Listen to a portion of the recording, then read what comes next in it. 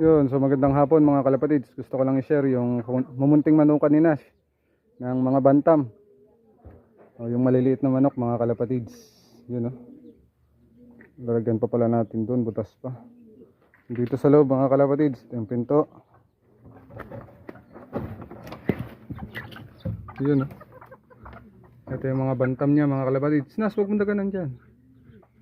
Yun o.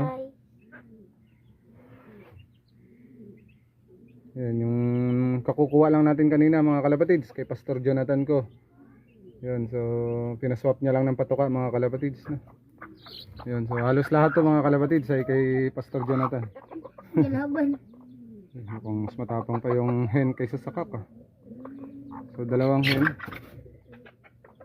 Swap sa patuka lang to mga kalapatids na. Maraming salamat Pastor Jonathan. Tapos may free na sisiw pa.